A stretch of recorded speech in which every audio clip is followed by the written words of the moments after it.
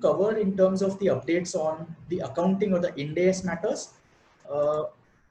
We will now move to some of the updates in terms of what the MCA has announced. Very recently, the Companies Amendment Bill has got passed. It has two prime objectives. The first one is to decriminalize many of the provisions of the Act, and the second one is to make living and make business easier. So first is there are many offenses under the Companies Act 2013 where it required or the punitive action was imprisonment. So for example, if a company defaulted in complying with the provisions of a buyback, there was a 3-year imprisonment that would have been applicable. A lot of these provisions therefore were felt to be very harsh.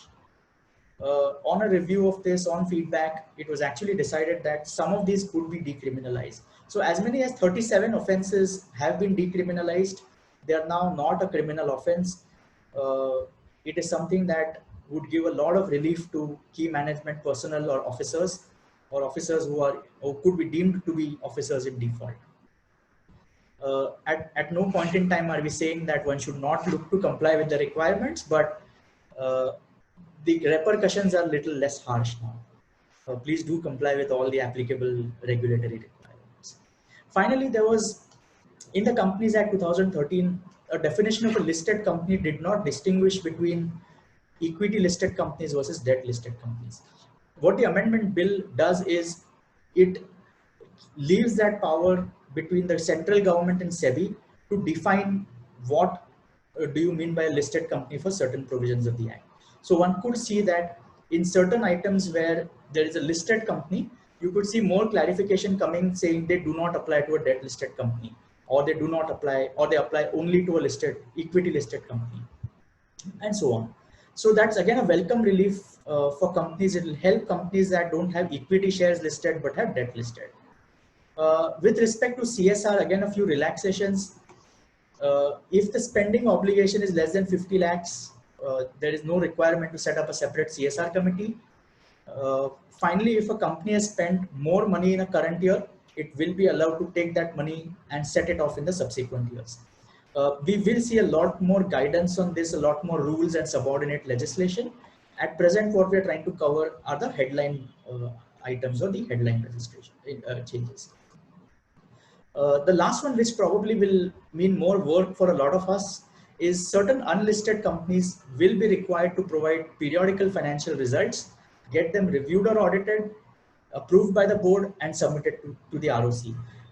The idea for this is that there are many large companies that are not listed, and therefore one would really not get to know the position and performance of those entities until they actually file their performance with SEBI or their results with SEBI. So this is something that we need to watch out for in terms of what those criteria will eventually be. But that's right. But these are some key changes that have come about in the recent amendment.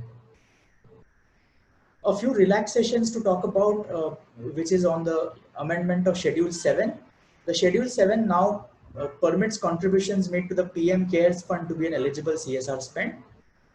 This could also be something that is included in the CSR policy.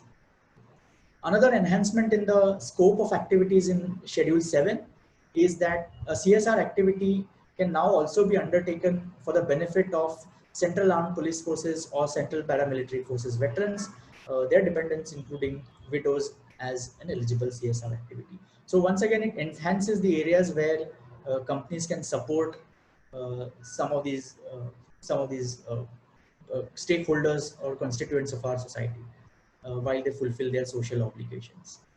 The last item on the Companies Act amendments that we have is primarily related to creation of a deposit payment reserve and a deposit for debentures that are maturing during the year. Participants would recall that basically there is a requirement to create 20% of the deposits that are maturing in a current year by 30th June. That deadline has now been extended to 30th September. So there are still 5 days left. Similarly, if there are debentures that are maturing for which there is a requirement to set aside 15%, the date has been extended from June to September. So once again, given the pandemic, given the situation that one would like to make businesses set or doing business easier, some of these changes have been suggested. With that, we come